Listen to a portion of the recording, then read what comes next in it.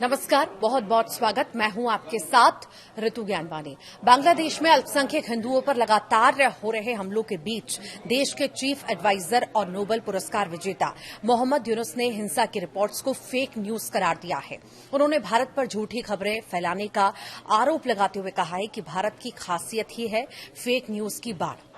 यूनुस का ये बयान ऐसे समय आया जब कई अंतर्राष्ट्रीय रिपोर्ट्स में बांग्लादेश में हिंदू मंदिरों पर हमले, तोड़फोड़ और अल्पसंख्यकों के पलायन की घटनाएं दर्ज की गई हैं। भारत और विश्व के मानवाधिकार संगठनों ने इन हमलों की निंदा भी की थी, लेकिन यूनुस ने सभी आरोपों को सिरे से खारिज कर दिया। हमारे के पत्रकार मेहदी हसन को दिए इंटरव्यू में यूनुस ने कहा है कि देश में हो रही घटनाएं सिर्फ पड़ोसियों के बीच सामान्य झगड़े हैं, जिन्हें गलत तरीके से सांप्रदायिक रूप में पेश किया जा रहा है। उन्होंने कहा है कि सरकार ऐसे मामलों को लेकर सतर्क है और भारत इन मुद्दों को बढ़ा चढ़ाकर दिखा रहा है। हालांकि जमीनी रिपोर्ट्स इसके उलट तस्वीर पेश कर रही हैं। ढाका, चट्टग्राम और बरिशाल जैसे इलाकों में पिछले साल से मंदिरों पर हमले और हिंदू नेताओं की गिरफ्तारी की खबरें आती रही हैं। खुद को बांग्लादेशी कहे सिर्फ हिंदू नहीं। इंटरव्यू के दौरान यूनुस ने अल्पसंख्यक समुदाय से ये भी कहा कि उन्हें खुद को बांग्लादेशी नागरिक के रूप में पहचाना चाहिए, न कि सिर्फ हिंदू समुदाय का हिस्सा। उनके मुताबिक ऐसा करने से वे अलग थलग महसूस नहीं करेंगे।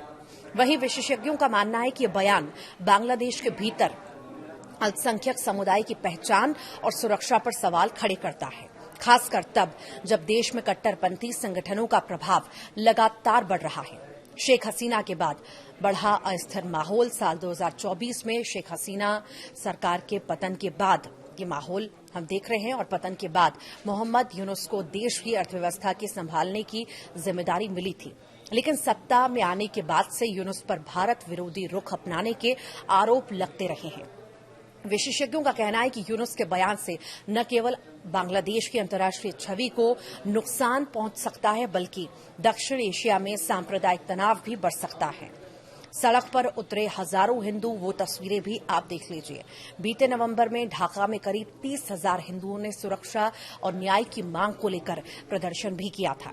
प्रदर्शनकारियों ने सरकार से अपील की थी कि हिंदू धार्मिक नेताओं पर लगे देशद्रोह के मामलों को वापस लिया जाए। अब जब यूनुस ने हिंसा को फेक न्यूज कहा है, तो सवाल ये उठ रहा है कि क्या नोबेल विजेता अपनी अंतर्राष्ट्रीय छवि बचाने के लिए सच्चाई से मुंह मोड़ रहे हैं? आप क्या कहते हैं? आप क्या सोचते हैं? इस मुद्दे को लेकर के जरूर बताइएगा।